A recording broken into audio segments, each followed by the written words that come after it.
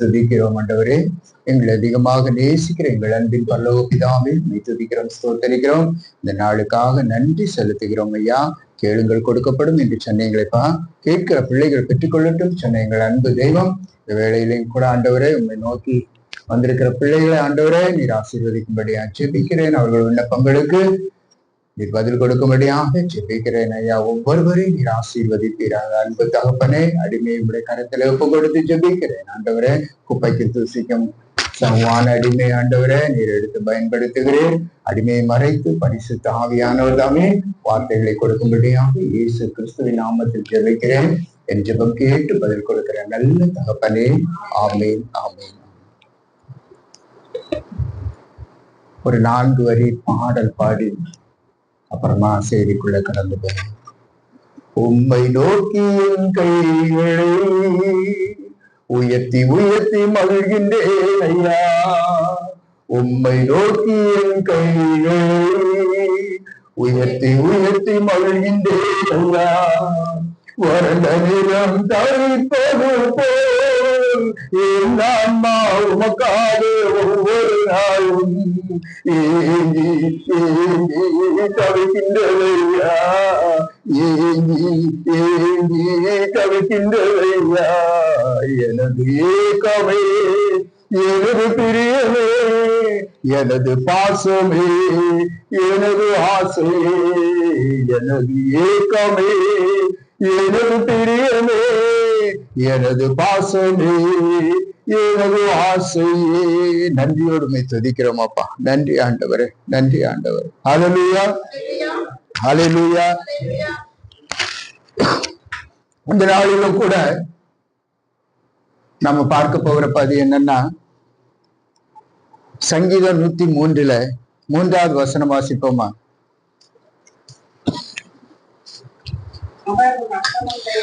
அவர் உன் அக்கிரமங்களை எல்லாம் மன்னித்து உன் நோய்களை எல்லாம் குணமாக்குவார்.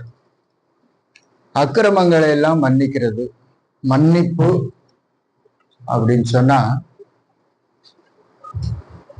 கிறிஸ்தவ ஜீவியத்துல முதன்மையான காரியம் என்னன்னு சொன்னா மன்னிப்பு.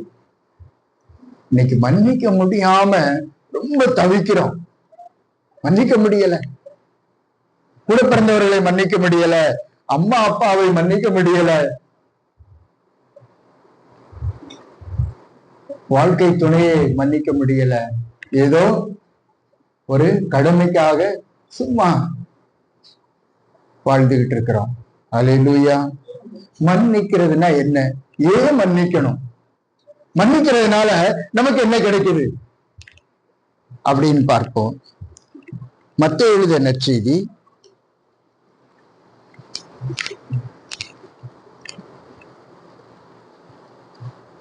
5வது அதிகாரம் 22வது வசனம் வாசிப்போம். நான் உங்களுக்கு சொல்லுகிறேன், தன் சகோதரனை நியாயமில்லாமல் கோபித்துக் கொள்ளுகிறவன் நியாய தீர்ப்புக்கு ஏதுவா இருப்பான். தன் சகோதரனை வீணன் என்று சொல்லுகிறவன் ஆலோசனை சங்கத்திற்கு ஏதுவாய் இருப்பான். அறிவு கட்டவனே என்று சொல்லுகிறவன் எரி நகத்திற்கு ஏதுவாய் இருப்பான். அல்லேலூயா, அல்லேலூயா. நம்ம பார்க்கிறோம், சின்ன காரியமா தெரியலாம். மன்னிக்கிறதுங்கிறது பெரிய காரியமானது. வாழ்க்கையில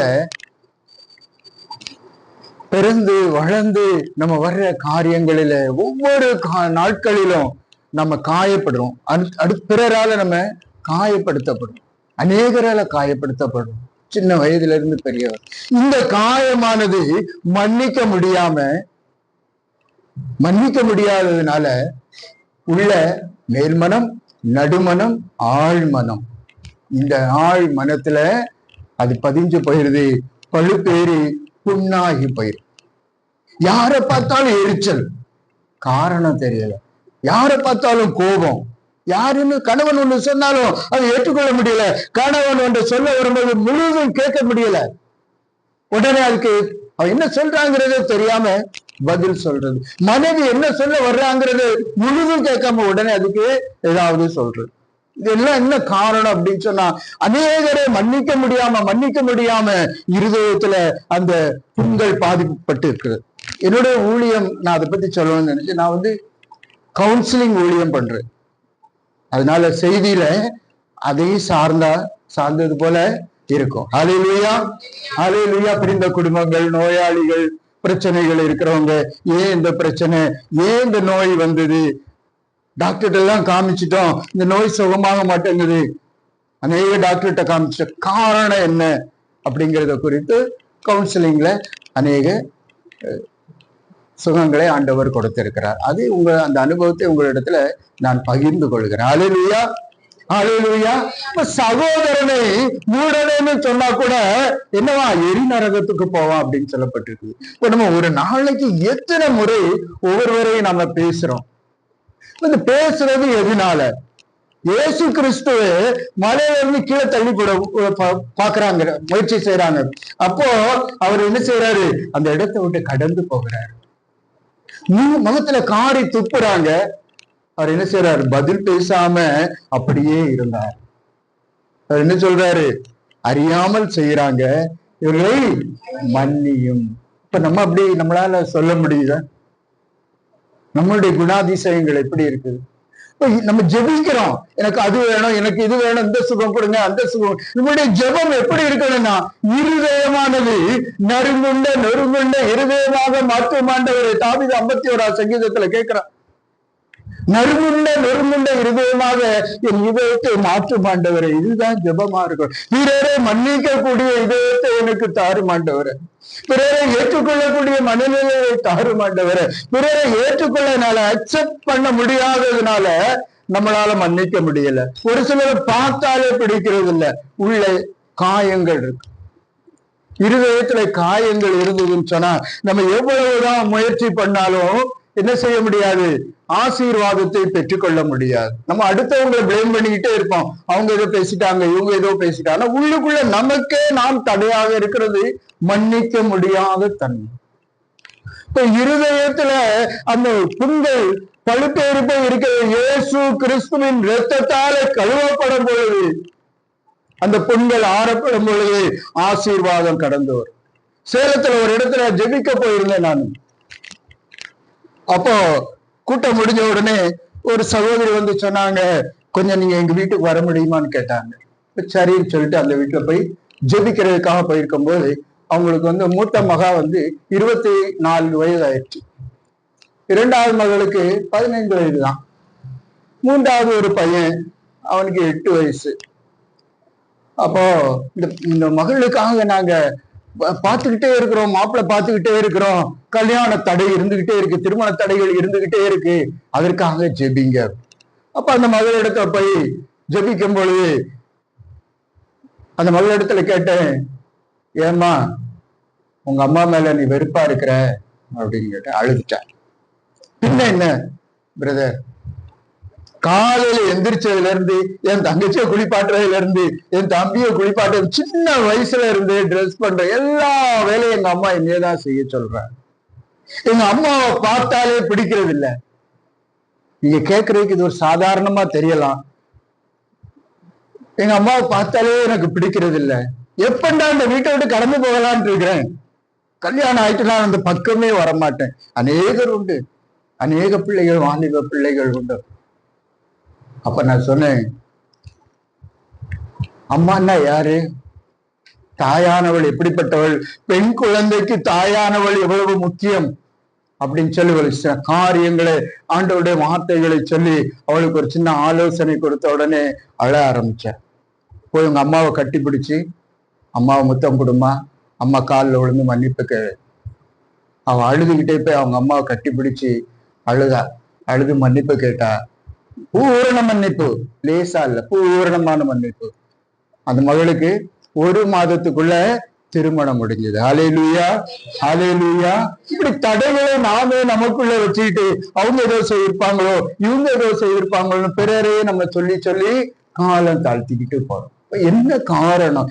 ஏன் ஆசீர்வாதம் கிடைக்கல? ஏன் இந்த பிரச்சனையில இருந்து நமக்கு விடுதலை கிடைக்க மாட்டேங்க? ஃபர்கிவ்னஸ், மன்னிக்க முடியாத இருதயம் நமக்குள்ள. அதுக்காக விசேஷமாக நம்ம ஜெபிக்கணும். விசேஷமாக ஜெபிக்கணும். மன்னிக்கிறதுங்கிறது லேசான காரியம் இல்லை. நம்ம எவ்வளவுக்கு பாதிக்கப்பட்டிருக்கிறோமோ அவ்வளவுக்கு அவ்வளவு அந்த வேகம் இருக்கும். சாதாரண ஒரு சம்பவமா இருந்தா சாதாரணமா இருக்கும். ஆனா அதிகமான ஒரு பாதிப்பா இருந்ததுன்னா, ரொம்ப குத்தலான காரியங்களை பேசி இருந்தாங்கன்னா அது மன்னிக்க முடியாத இருக்கும். ஹல்லேலூயா, ஹல்லேலூயா, ஹல்லேலூயா. நான் ஒரு 20 வருஷத்துக்கு முன்பாக கிராமத்துல இருந்தேன். அப்போ எங்க பக்கத்து வீட்டுல ஒரு கோயில்குட்டியாருடைய ஃபேமிலி இருந்தது. எங்க 2 வீட்டுக்கும் பக்கத்துல ஒரு சந்து, சின்ன சந்து இந்த இவ்வளவுதான் இருக்கும். ஒரு ஆள் போகலாம் வரலாம். அப்போ மழை பெய்தா அவங்க மாட்டு தொழுவுல இருந்த தண்ணி அவ்வளவு எங்க சோறு வழியா தோண்டி எங்க சோறு ஒட்டியே தண்ணி விடுவாங்க. அப்ப நான் என் மனைவிட்ட, நான் கொஞ்சம் கோபம் அதிகமா படுவேன். இப்ப என் மனைவிட்ட சொன்னேன், என்ன இந்த அம்மா இப்படி பண்ணிட்டே இருக்கிறாங்க, செல்வி இப்படி பண்ணிட்டே இருக்கிறாங்க, என்ன செய்ய? சும்மா இருங்க, நீங்க பைபிளை தூக்கிட்டு போறீங்க, கோவப்பட்டுறாங்க, சும்மா இருங்க சும்மா இருங்க சும்மா. வருஷ கணக்கா 4-5 வருஷம் ஆயிடுச்சு. ஒரு நாள் நல்ல மழை பெய்துச்சு. அப்ப நான் என்ன பண்ணேன், நடுவுல கொஞ்சம் தோண்டி விட்டு அது நடுவில் உள்ள தண்ணி அப்படி பின்னால் உள்ள தண்ணி அப்படி முன்னால போயிட்டு, ராத்திரி தோண்டி விட்டுருக்கேன் ஒரு 11 மணிக்கு. காலையில ஒரு 4:30 மணிக்கு பார்த்தா அவன் 4 மணிக்கெல்லாம் பால் கறக்கிறதுக்கு எந்திரிச்சிருவான். நான் ஒரு 5 மணிக்கு எந்திரிச்சு 5:30க்கு எந்திரிச்சு பார்க்க எங்க வீட்டு ஓரமாவே அந்த குழி தோண்டி வச்சிருக்கேன். அப்ப எனக்கு கோபம் வந்துருச்சு. ஒரு 6:30 மணி இருக்கும். நான் என்ன பண்ணேன், காலையில குளிக்க போகணும், வாய்க்காலில் போய் குளிக்க போவேன். அப்போ வெளியே பார்த்தேன், எனக்கு கோபம் பயங்கரமா வந்துருச்சு. நல்ல சகோதரி, நல்ல அன்பா இருப்பாங்க, பாசமா இருப்பாங்க. அப்போ திட்டுனேன், என்ன நினைச்சிட்டு இருக்கீங்க அப்படி? நானும் 4-5 வருஷமா பார்த்துட்டு இருக்கிறேன், இப்படி பண்ணிட்டே இருக்கிறீங்க, நல்லா இருக்கா அப்படின்னு சொல்லிட்டு பேசின உடனே ஏல அப்படின்னு சொல்லிட்டேன். எனக்கு ஏலன்ன உடனே எனக்கு கோபம் குமுக்குன்னு வந்துருச்சு. என்ன நீ என்ன ஏலங்க? அதாவது பெண்களுடைய மனம் புண்படுமையான ஒரு வார்த்தையை சொல்லிட்டேன். நீ யாருன்னு தெரியாதா? அவங்க போற இடத்துல அவர் வியாபாரம் பண்ண போவாரு, போற இடத்துல அந்த அம்மாவை லவ் பண்ணி கல்யாணம் பண்ணி வந்தாங்க. 3 பொம்பளை பிள்ளைகள், நல்லவங்க, கெட்டிக்காரங்க. நான் அதை படக்குன்னு பெண்களை காயப்படுத்துகிற பெரிய வார்த்தை. படக்குன்னு என்னங்க, நீ எப்படி வந்தவான்னு தெரியாதா, என்ன பெருசா பேசுற நீ அப்படின்னு சொல்லிட்டு தோல்ல துண்டை போட்டு வாய்க்காலுக்கு குளிக்க போயிட்டு, நான் போனதுல இருந்து ஒரு 10-20 நிமிஷம் அசிங்கமா திட்டிருக்காங்க. இந்த ஊர்ல எவ்வளவு, இந்த நாட்டுல எவ்வளவு கெட்ட வார்த்தை உண்டு அவ்வளவு வார்த்தையும் சொல்லி திட்டிருக்காங்க. என் மனைவி லேஸ்ல யார்ட்டையும் சண்டைக்கே போக மாட்டேன், சண்டையே போட மாட்டா. அப்ப நான் குளிச்சுட்டு வீட்டுக்கு வந்த உடனே என் மனைவி சொன்னா, நீங்க ஊழியக்காரங்க தானே அப்படின்னு. ஆமா, இப்ப அதுக்கு என்ன செய்யணும்னு, செல்வி அக்காட்ட போய் மன்னிப்பு கேளுங்க அப்படின்னு. துண்டத்துக்கு வச்சு நேரா போனேன். பீடி தட்டை மடியில வச்சிருந்தா, நேரா போய் 2 காலையும் தொட்டு என்னை மன்னிச்சிருமான்னு. ஐயோ அண்ணே, நான் தெரியாம சொல்லிட்டேன்னு, உங்களை ரொம்ப திட்டேன்னு, என்னை மன்னிச்சுக்கிடுங்கண்ணே, என்னை மன்னிச்சுக்கிடுங்கண்ணே. இன்னைக்கு வர 20 வருஷம் ஆயிடுச்சு. இன்னைக்கு வர அந்த குடும்பத்துல ஒரு நல்ல காரியமோ எந்த ஒரு பிரச்சனையோ எதுனாலும் என்னையதான் தெரியும், அண்ணன்ட்ட சொல்லுங்க, அண்ணன்ட்ட கூப்பிடுங்க, அண்ணனை கூப்பிடுங்க அப்படின்னு சொல்லுவாங்க. ஒரு கூட பிறந்த சகோதரி கூட அவ்வளவு அன்பா இருக்க மாட்டாங்க. அந்த சகோதரி அவ்வளவு அன்பா இருப்பாங்க. பிறரை மன்னிக்கிறதுங்கிறது ரொம்ப முக்கியமான காரியம். மன்னிப்பதுனால பெரிய பெரிய காரியங்கள் நம்ம வாழ்க்கையில நடக்கிறது. ஜெபிக்கும் பொழுது, ஆண்டவரே எனக்கு மன்னிக்கும் இதயத்தை தாரும். என்னுடைய சகோதரர்கள் எல்லாரும் வெளியில இருக்கிறாங்க, எல்லாரும் யூஎஸ்ல இருக்கிறாங்க, 40-45 வருஷமா இருக்கிறாங்க, பிள்ளைகள் எல்லாம் அங்கதான் இருக்கிறாங்க. ஆனா சொத்து பங்கு இன்னும் பிரிக்க முடியாம இருக்கிறாங்க. ஆண்டவர்கிட்ட நான் ரொம்ப ரொம்ப கஷ்டப்பட்டேன். 2 பிள்ளைகள் எனக்கு ரொம்ப முழு நேரம், ஃபுல் டைம் 25 வருஷம், 26வது வருஷம் ஊழியம், ஃபுல் டைம், வேற எதுவுமே செய்யல. ரொம்ப கடினமான நாட்கள்ல ஆண்டவரே என்ன செய்ய அவங்க மேல வெறுப்பு பகை வரதான் செய்யும். ஆனா நான் ஜெபிக்கிறது எப்படி ஜெபிப்பேன்னா, ஆண்டவரே என் இருதயத்தை ஒப்பு கொடுக்கிறேன், என் சகோதரர்களை ஒப்பு கொடுக்கிறேன். ஆண்டவரே, என் இருதயத்தின் ஆழத்தில் வெறுப்பை, என் சகோதரர்கள் மேல இருக்க வெறுப்பை என் உள்ளத்தின் ஆழத்தில் இருந்து வேரோடு இயேசுவின் நாமத்தினால வேரோடு பிடிஞ்சு எரிகிறேன். இப்படி எல்லாம் ஜெபிக்கணும், இப்படியெல்லாம் நம்ம ஜெபிக்கணும். இப்படி ஜெபிக்க நம்ம என்னென்னலாமோ கேட்டு ஜெபிக்கிறோம். இது முக்கியமான ஒரு காரியம். நிறைய பாதிக்கப்படுறோம், அது மறந்து போயிருது, சம்பவங்கள் மறந்து போயிருது, அதோட ரியாக்ஷன் பயங்கரமா இருக்கும். ஏன் கோவப்பட்டோம், ஏன் எரிச்சல் பட்டோம், ஏன் அவர்கிட்ட நம்ம அப்படி பேசணும் அப்படின்னு நம்ம திரும்ப நினைப்போம். ஏன்னா ஒரு காலத்துல பாதிக்கப்பட்டிருக்கலாம், அந்த நபரை நம்ம மன்னிக்காம இருக்கலாம்.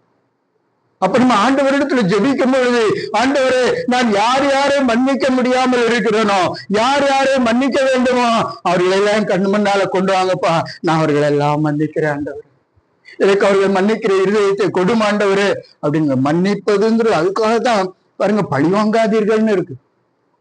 ரோமருக்கு எழுதின புத்தகம் 12வது அதிகாரத்துல எடுத்து வாசித்தோம்னா, பழிக்கு பழி வாங்காதீங்க, பழிக்கு பழி வாங்குறது எனக்குரிய என்கிறார் ஆண்டவர். நீயோ உன் எதிரி பசியா இருந்தா அவனுக்கு உணவு கொடு, அவன் தாகமா இருந்தா அவனுக்கு தண்ணி கொடு, நீ அப்படி செய்வதனால் அவன் தலைமையில் எரி தணலை குவிப்பாய் அப்படி. அப்போ எரி தணலை குவிப்பாய், பசியா இருந்தா அவனுக்கு சாப்பாடு கொடு. இதுல ஒரு பெரிய மர்மம் இருக்குது, இதுல ஒரு பெரிய ரகசியம் இருக்குது. எப்படி பெரிய ரகசியம் அப்படின்னு சொன்னா, ஒருவர் நமக்கு கேடு செய்யறாங்கன்னு வைங்க, புரிஞ்சிருப்பீங்கன்னு நினைக்கிறேன். ஒருவர் நமக்கு தேவையில்லாத ஒரு கேடு செய்திருக்கிறாங்கன்னா, நம்மளுக்கு பச்சை தண்ணி கூட குடிக்க மாட்டாங்க, வீட்டு வாசல்ல நின்றுட்டு போயிடுவாங்க, உள்ள வந்தாலும் பச்சை தண்ணி குடிக்க மாட்டாங்க. இப்ப இதுல உள்ள மறைவான காரியம் என்னன்னா, அவனை அன்பு செய். உனக்கு எதிரா உனக்கு கேடு செய்தான்னா அவனை அன்பு செய்ய, அவனுக்கு சாப்பாடு கொடு, அவனுக்கு தண்ணி கொடு. அப்படி நீ செய்வதால் அவன் தலைமையில் எரி தடலை வைப்பதற்கு சமம். அப்ப என்ன அர்த்தம் அப்படின்னு சொன்னா, அவன் என்ன செய்தானோ நமக்கு அது அவனுக்கே திரும்பி போயிடும். மன்னிக்கிறவர்களோட மன்னிக்கும் மாண்பு பெரிய காரியம். இதோட ரகசியமே அதுதான். யார் நமக்கு தீமை செய்யணும்னு நினைக்கிறாங்களோ அவங்களுக்கு நன்மை செய்யுங்கன்னு அநேக இடங்களில் எழுதப்பட்டிருக்கு. முக்கியமான காரியம் கிறிஸ்தவ ஜீவியத்துல புற ஜாதியில நம்மளை பார்த்து வித்தியாசமா பாக்குறாங்க. நம்முடைய வாழ்க்கையில கிறிஸ்தவ வாழ்க்கை நல்லா ஜெபிக்கிறோம், நல்லா பாடுறோம், கரங்களை உயர்த்தி ஜெபிக்கிறோம், ஆவியில நிரம்பி ஜெபிக்கிறோம்.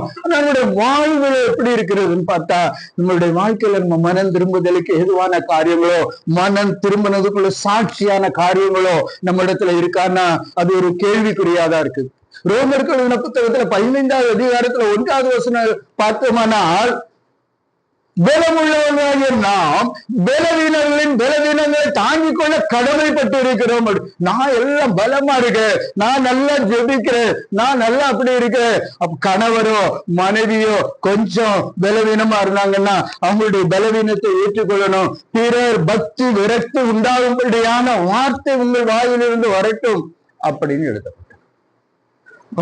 நம்ம வாயிலிருந்து வர்ற வார்த்தையானது எத்தனை பேருக்கு பக்தி விரக்தி இடைம்படியான வார்த்தை நம்ம உள்ளத்துல இருந்து வருது சொல்லு. பக்கத்து வீடு பேச மாட்டாங்க. கிறிஸ்தவ குடும்பங்கள் காலையிலே பக்கத்து வீட்டுல உள்ள குடும்ப தலைவர் வெளியே போறாரு, இந்த அம்மா அடுத்த வீட்டுல உள்ள அம்மா முத்தம் தெளிக்கிறதுக்கு தண்ணி எடுத்துட்டு போறாங்க. அவருக்கு அப்பந்தான் இருமல் வருது. இந்த அம்மா கொண்டு வாளிய வைக்கிறாங்க, அவருக்கு இருமல் வருது, அவர் துப்பிட்டு போறாரு. இந்த அம்மாவுக்கு கோபம் வந்துச்சு. நான் கரெக்டா வரும்போது இவனுக்கு இருமல் வந்து கால் துப்பிட்டு போறான். நேரா போய் கணவன் இடத்துல போய் சொல்றான். கிறிஸ்தவ குடும்பங்கள்ல நடக்கிறது. இந்த பாருங்க, அவன் பக்கத்து வீட்டுக்காரன் அப்படி பண்ணிட்டு போறான். சரி சரி, நான் இப்ப அவசரமா இருக்கேன், வந்து பாத்துக்கலாம்னு சொல்லிட்டு அவன் பாட்டு போயிடுறான். 11 மணிக்கு சமையல் மேல எல்லாம் முடிச்சுட்டு என்ன பண்ணுவான்னா, பெங்களூர்ல இருக்கிற மகளுக்கு போன் பண்ணுவான்.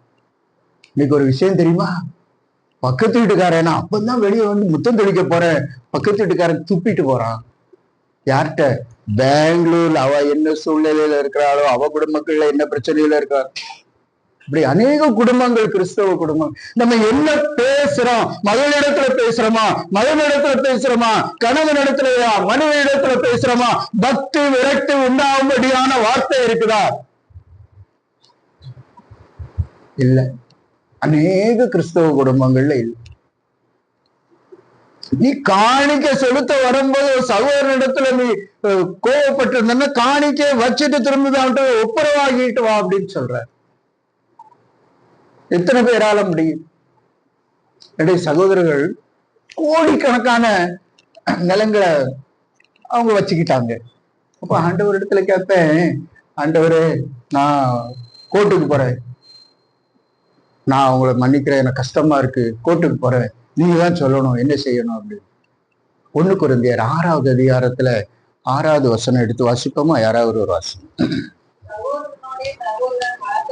சகோதரனோடு சகோதரன் வழக்காடுகிறான், அவிசுவாசிகளுக்கு முன்பாகவே அப்படி செய்கிறான்.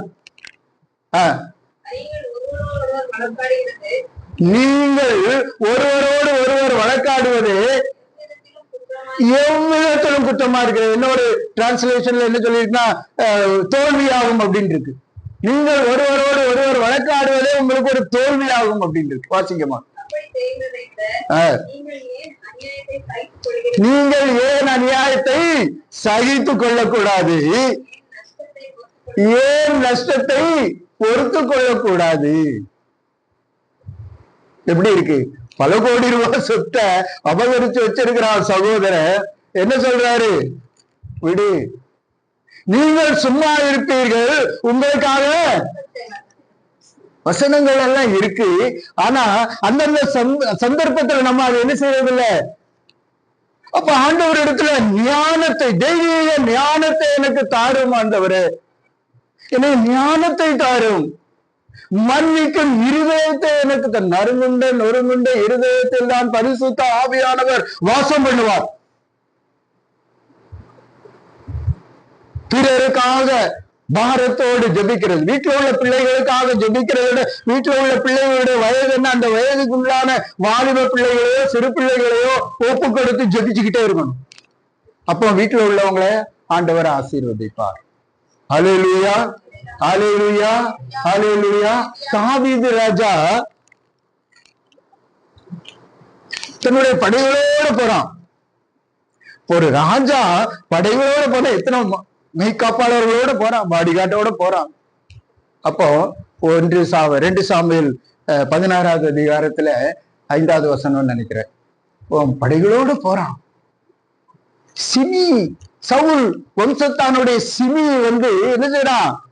உழுதி அள்ளி வீசுறான், கற்களை அள்ளி வீசுறான். அந்த படைகள் மேல தாவீது ராஜா மேல வீசுறான். தாவீது ராஜா மெய்காப்பாளன் என்ன சொல்றான், பாடிகார்ட் என்ன சொல்றான், இப்பமே சொல்லுங்க அரசு ராஜா, இப்பமே சொல்லுங்க, நான் என்ன செய்யறேன், அந்த செத்த நாயுடைய தலையை சீவி கொண்டு வந்து உங்க கால் கடியில வைக்கிறேன். அவன் என்ன பேசுறான்? வேசியின் மகனேன்னு பேசுறான். ஒரு ராஜாவை பார்த்து ஒரு தனி மனிதன் புழுதி அள்ளி வீசி வேசியின் மகனே அப்படின்னு சொல்லி திட்டுறான்.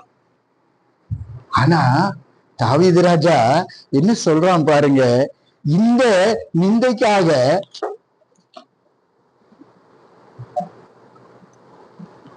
வாசிப்போமா? 12வது வசனம், 16-12, 2 சாமுவேல் 16-12.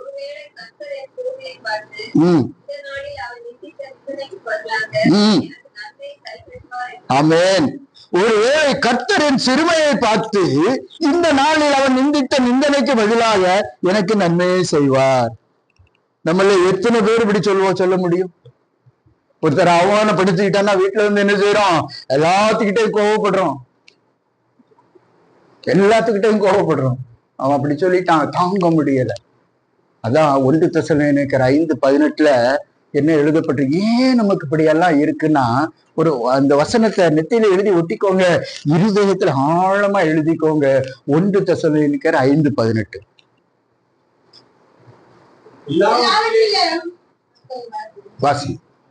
வாசிங்க. எல்லாவற்றிலும் ஸ்தோத்திரம் செய்யுங்கள். என்ன செய்யுங்கள்? எதுக்கு ஸ்தோத்திரம் சொல்றோம்? வீடு தந்தா ஸ்தோத்திரம் சொல்றோம், வேலை கிடைச்சா ஸ்தோத்திரம் சொல்றோம், வருமானம் அதிகமா வந்ததுன்னா ஸ்தோத்திரம் சொல்றோம், கார் வாங்கினா ஸ்தோத்திரம் சொல்றோம், பைக் வாங்கினா ஸ்தோத்திரம் சொல்றோம். எல்லாவற்றிற்கும் ஆண்டவர் வாழ்விலே அனுமதித்த அநேக காரியங்கள், அது நன்மையான காரியங்களாக இருக்கலாம், குறைபாடு உள்ள காரியங்களாக இருக்கலாம், எல்லாவற்றுக்கும் நம்ம என்ன செய்யணுமா? ஸ்தோத்திரம் ஆண்டவரே, நன்றி ஆண்டவரேன்னு சொல்லணுமா? ஆண்டவருக்கு நன்றி சொல்லணுமா? ஹல்லேலூயா, ஹல்லேலூயா. நம்ம என்ன காரியத்துக்கு நன்றி? ஒருவர் அவமானப்படுத்திட்டாங்க, ஒருவரால் என்ன ஏற்றுக்கொள்ள முடியல அப்படின்னு சொன்னா ஸ்தோத்திரம் ஆண்டவரே நம்மளால சொல்ல முடியுதா? ஸ்தோத்திரம் ஆண்டவர், அக்செப்டன்ஸ், ஏற்றுக்கொள்ளுகிறேன். நீர் அனுமதித்த இந்த சம்பவத்தை நான் ஏற்றுக்கொள்ளுகிறேன் ஆண்டவரே, ஸ்தோத்திரம் ஆண்டவர். எல்லா சூழ்நிலைகளுக்கும் ஸ்தோத்திரம் சொல்லக்கூடிய ஒரு இருதயத்தை ஆண்டவர் இடத்துல கேட்கணும். அல்லேலூயா, அல்லேலூயா. ஒரு காலத்துல உங்க முன்னால நிக்கிறேன்னா, ஒரு காலத்துல பேசவே மாட்டேன், கத்தி எடுப்பேன், அருவாள் எடுப்பேன், வேற ஒண்ணுமே தெரியாது. ஏன்னா 15 வயசுல நான் பாம்பேக்கு போயிட்டேன். 15 வயசுல பாம்பேக்கு போயிட்டேன். எதுனாலும் அருவாள் எடுப்பேன், கத்தி எடுப்பேன். வட மத்திய மும்பை மாவட்ட செயலாளர், Bombay north central district secretary, மாவட்ட செயலாளர். 40 பசங்க கையில உண்டு, தூக்கிட்டு வானா வெட்டிட்டு வந்துருவான். அப்படி ஒரு மோசமான வாழ்க்கை. கிறிஸ்தவ குடும்பத்துல பிறந்திருந்தாலும் 21 வருடமாக ஆலயம் பக்கமே போகாத பெரிய பாவிதான் அவங்க முன்னாடி நிற்க. ஒரு சம்பவத்தை என் வாழ்வுல, பாம்பேல நடந்த ஒரு சம்பவத்தை சொல்லி இந்த செய்தியை முடிக்கிறேன் நான். ஏன்னா மன்னிக்கிறது ரொம்ப ரொம்ப முக்கியம். நம்ம மன்னிக்கிறதுனால என்ன நடக்கும்? எங்க ஏரியால நான் கொஞ்சம் பெரிய ஆள். ஏன்னா எங்க எம்எல்ஏ 6 தடவை ஜெயிச்சவர். அவருக்கு குழந்தை கிடையாது, 88 வயசுல இறந்தாரு. பிள்ளைகள் கிடையாது, நான் அவருக்கு செல்ல பிள்ளை மாதிரி. அப்போ எதுனாலும் வருவார், ஏரியாவுக்கு வர, தோல்ல கையை போட்டு பேசிட்டு வரும். அதனால இந்த ஏரியால பஜார்ல இருக்கிறவங்க எல்லாருமே ஏதாவது பிரச்சனை நடந்தது அப்படின்னு சொன்னா என்கிட்ட தான் சொல்லுவாங்க. நான் போய் சரி பண்ணுவேன். அப்ப இந்த கணபதி தூக்குவாங்க 10-11 நாள். அப்படி இந்த கணபதி தூக்குற நாட்கள்ல வேறொரு ஏரியால இருந்து தமிழ்காரர் தான், தூத்துக்குடிக்காரர் தான், அவரு ஒரு கிறிஸ்தவர் தான், அவர் ஒரு தாதா, அவர் ஏரியால அவர் என்ன பண்ணிட்டாரு, பைசா கேட்டிருக்காரு மார்வாடி கிட்ட, மளிகை கடையில, பெரிய மளிகை கடை. அப்போ பைசா எல்லாம் கொடுக்க மாட்டோம், நாங்களே என்ன செய்யறோம், நாங்களே வைக்கிறோம், நாங்களே கணபதி வைக்கிறோம், அதனால நாங்க கொடுக்க முடியாது அப்படின்னு சொன்ன உடனே அவன் என்ன பண்ணிட்டான், 100 கிலோ அரிசி மூடைய சீனி மூடைய தள்ளி விட்டுட்டான். ரோட்ல விழுந்து அவ்வளவு செஞ்சிருச்சு. தள்ளி விட்டு போயிட்டாரு அவர். அல்லேலூயா. தள்ளி விட்டு போயிட்டாரு. போன உடனே நான் வந்த உடனே அவர் என்கிட்ட கம்ப்ளைண்ட் பண்றாரு. அந்த மார்வாடி இப்படி இந்த ஆள் இப்படி பண்ணிட்டு போயிட்டான் அப்படின்ன உடனே நான் ஏரியாவுக்கே போறேன். நான் ஏரியாவுக்கு போனா இப்பவும் கையில கத்தி வச்சிருப்பேன். அந்த கத்தி எப்படின்னா 2 பக்கமும் கூர்மையா உள்ள கத்தி. குத்தி உருவுனா குடல் தெரிஞ்சிடும். நான் போய் நின்று, நான் சமாதானத்துக்காகத்தான் போறேன். போய் ஏன் நீங்க இப்படி பண்ணீங்க, இப்படி செய்யலாமா அப்படின்னு பேசிட்டு இருக்கும் போதே அவனை சுத்தி இருக்கிற ஒரு 4-5, நாங்க 2 பேர் தான் போயிருக்கிறோம், அவனை சுத்தி இருந்த ஒரு 3-4 பேர் என்ன செய்யறான், என்னை வெட்டுறதுக்கு முயற்சி செய்யறாங்க.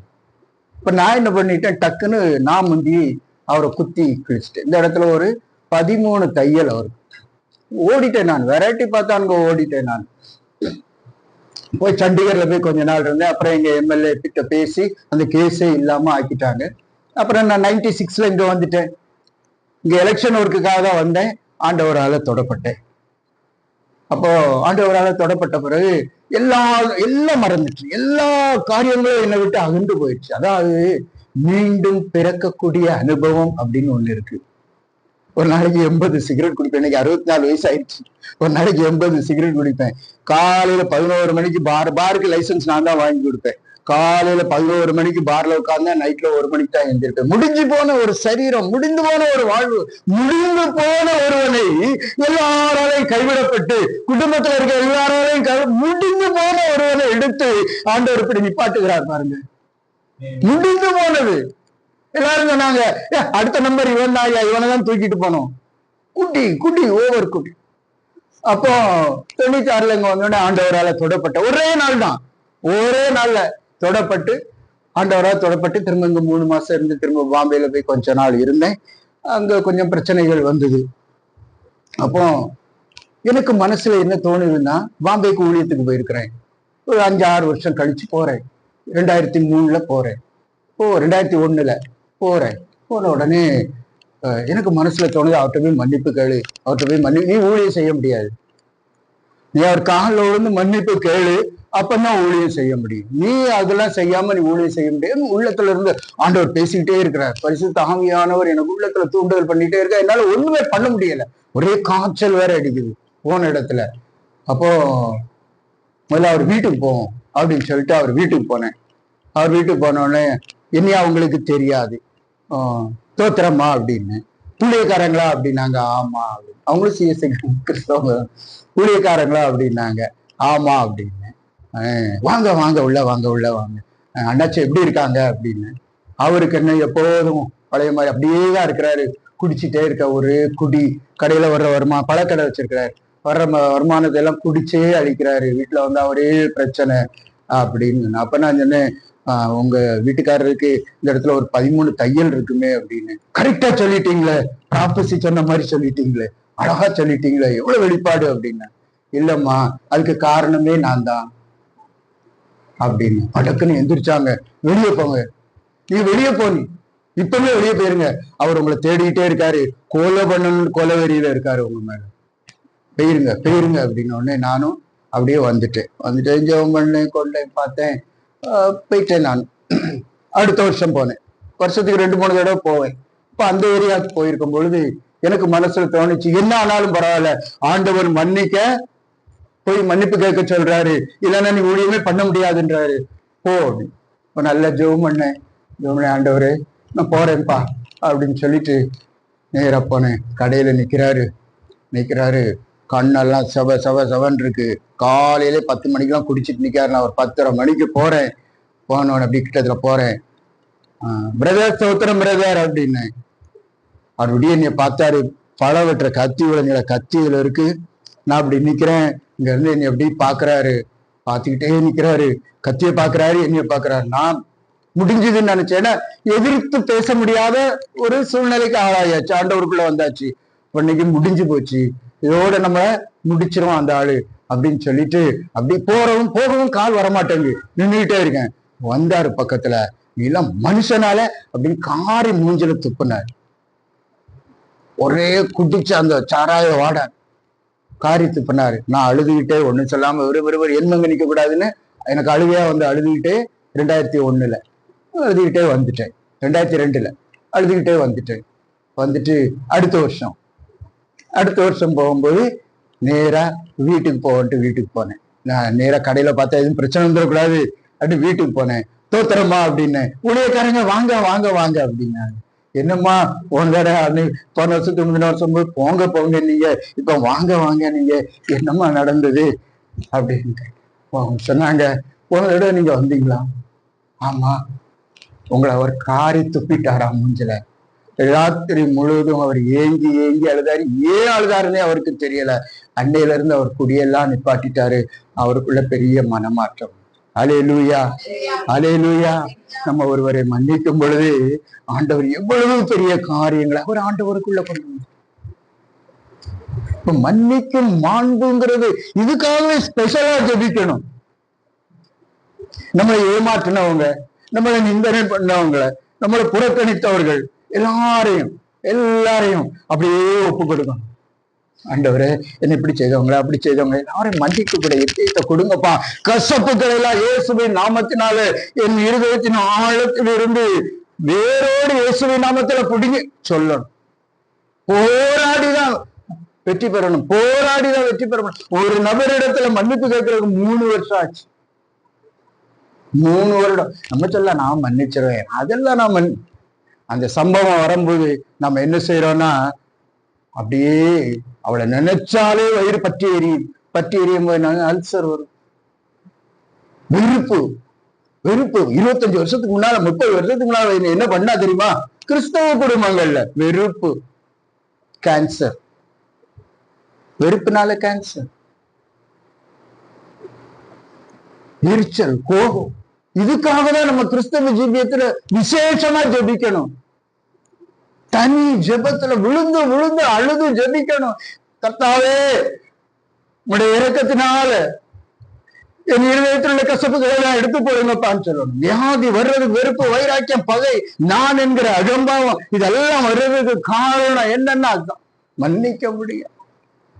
மன்னிக்க முடியாததுனால யாரு சரீர பிரச்சனை. ஒரு சகோதரி பிரெஸ்ட் கேன்சர், அவங்களுக்கு மார்புல கேன்சர். ஜெபிக்க போனேன். அக்கான்னு சொல்லுவேன், மூத்தவங்க ரொம்ப வயசான இறந்து போயிட்டாங்க. அக்கா, உங்களுக்கு நான் ஒரு மருந்து தாரேன்க்கா, அந்த மருந்து கொண்டாங்க தம்பி நான் இப்பவே குடிக்கிறேன் அது குடிக்கிற மருந்து இல்ல, வாயால சொல்லுற மருந்து அப்படின்னு சொல்லுங்க தம்பி, சொல்லுங்க தம்பி, சொல்லுங்க. ஆண்டவரே, என் கணவரை ஆசீர்வதிச்சு, அந்த பையில நான் சொல்ல மாட்டேன். கணவன் மேல வெறுப்பு, கடைசியில கை கால்லாம் வீங்கி சுகர் வந்து அது வந்து ரொம்ப மோசமான நிலையில இறந்து போனான். கணவனை ஏற்றுக்கொள்ள முடியும், பிள்ளைகள் ஏற்றுக்கொள்ள முடியும், பிள்ளைகளை ஏற்றுக்கொள்ள முடியும். குடும்பம் ரொம்ப முக்கியமான ஒன்று. குடும்பத்துல ஒரு சாட்சியாக இல்லைன்னா பெரிய பிடிச்சு சொல்றதுல பிரயோஜனமே இல்லை. குடும்பத்துல பாடுகள் அனுதின பாடாதான் சொல்லுவான். பாடுகள் சகித்தால் பரமனின் வருகையில் கூட சொல்லிடலாம், பாடி மகிழ்ந்திடலாம், பாடி மகிழ்ந்திடலாம். சிலுவை சுமந்தால் சுவாபம் மாறும், தெரிந்து கொள் மனமே, சீடன் அவன்தானே, சீடன் அவன்தானே. இதுவரை உன்னை நடத்தின தேவன் இனியும் நடத்தி செல்வார். எபினேசர் அவர்தானே, எபினேசர் அவர்தானே. ஆமா, இதுவரை நடத்தின எபினேசர். பாடுகளின் மத்தியில நிந்தை, அவமானம், புறக்கணிப்பு, புறக்கணிப்பு ஒரு பெரிய பிளெஸிங். கிறிஸ்துவின் நிமித்தமாய் புறக்கணிப்பு பெரிய ஆசீர்வாதம். ஃப்ரெண்ட்ஸே கிடையாது, எனக்கு ஃப்ரெண்ட்ஸே கிடையாது. அவர் தான் ஃப்ரெண்டு, அவர் ஒருவர் தான் நண்பர், எல்லாவற்றிற்கும் அவர் ஒருவர். மனைவி இடத்துல ஆலோசனை கேட்கறது, மனைவி ஜெபிக்கிறவங்களா இருக்கணும், நல்லா ஜெபம் பண்றவங்களா இருக்கணும். கண்டிப்பா ஊழியக்காரங்களுடைய மனைவி ஜெபிக்கிறவங்களா இருக்கணும். அவங்கதான் பாடுகள் எல்லாம் சுமப்பாங்க, எல்லா பாடுகளையும் சுமக்கிறது அவங்கதான். பெண்கள் விசேஷமானவர்கள். என்ன ஒரு முறை வாய்ப்பு வந்ததுன்னா அதை குறித்து ஒரு பெரிய காரியங்களை சொல்ல, கர்த்தருக்கு சித்தமான இந்த காரியங்களை பற்றி பேசலாம். மணி 8 ஆயிற்று. மன்னிக்கக்கூடிய காரியங்களை குறித்து ஒரு நிமிடம் கண்களை மூடுவோம். நன்றியோடு உண்மை துதிக்கிறோம் ஆண்டவரே. எங்களை அதிகமாக நேசிக்கிற எங்கள் அன்பின் பரலோக பிதாவை துதிக்கிறோம். இந்த நாளுக்காகவும் நன்றி அப்பா. மன்னிக்க முடியாத எழுவை அப்படியே உடைய கரைத்தலை ஒப்புக்கொள்ளும். அந்நியரால பாதிக்கப்பட்டோம், புறக்கணிக்கப்பட்டோம், நிந்தை, அவமானப்படுத்தியவர்கள், புறக்கணித்தவர்கள் எல்லாரையும் உடைய கரைத்தலை ஒப்புக்கொடுக்கிறோம். குடும்பங்களிலே அண்ணன், தம்பி, அம்மா, அப்பா, சகோதரர்கள், சகோதரிகள் எல்லாரையும் ஒப்புக்கொடுக்கிறோம் ஆண்டவர். ஒவ்வொருவர் மீதும் ஒவ்வொருவரிடத்தில் ஆண்டவரை ஒப்பரவாகும்படியான காரியங்களை செய்கிறார். அன்பு தகப்பனே, இந்த நாளில் வந்திருக்கிற ஒவ்வொருவரும் இந்த கருத்தில் ஒப்புக் கொடுக்கிறேன். அருமையான தம்பி, தூத்துக்குடியில் இருந்து வந்திருக்க தம்பி, அவர் மனைவி ஒப்புக் கொடுக்கிறேன். அண்ணன் சேகரனே அவர் குடும்பத்தை ஒப்புக் கொடுத்து ஜெபிக்கிறேன். அவங்க எல்லாரும் ஆசீர்வதிப்பீர்கள். இந்த ஐக்கியத்தில் இருக்கிற ஒவ்வொருவரையும் ஆசீர்வதி. வந்திருக்கிற பிள்ளைகள் ஒவ்வொருவரை பேராய் தெய்வம் ஆசீர்வதிக்கும்படியா ஜெபிக்கிறேன். அப்பா, மன்னிக்க முடியாமல் இருந்த இருதயங்கள் இருவரை நீர் தொட்டீரே, அதற்காக நன்றி ஆண்டவர். தொடர்ந்து தடைகளை எல்லாம் நீக்கி அவர்களுக்கு உண்டான ஆசீர்வாதத்தை அவர்கள் பெற்றுக்கொள்ளும்படியாக இயேசுவின் நாமத்தில் ஜெபிக்கிறேன். நல்ல தகப்பனே, ஆமென் ஆமென். ஒரு காரியம் சொல்ல மறந்துட்டேன். நாம போய் மன்னிச்சுக்கன்னு சொல்லும் போது அவங்க தயாரா இருக்க மாட்டாங்க. நாம ஜெபிச்சுட்டு போறோம், ஆனா அவங்க தயாரா இருக்க மாட்டாங்க. அப்ப என்ன செய்யறது அப்படின்னு சொன்னா, ஆண்டவரே அவங்களை ஆசீர்வதிங்க. யார் உங்க மேல வெறுப்பா இருக்காங்களோ, யார் கூட நீங்க சண்டை போட்டிருக்கீங்களோ, யார் கூட பிரச்சனை இருக்கோ, அவங்க வீட்டுல இருந்து ஜெபிக்கும் போது அவங்களை ஆசீர்வதிங்கன்னு மட்டும் சொன்னா போதும், நீங்க ஆசீர்வதிக்கப்படுங்க. அல்லேலூயா, அல்லேலூயா.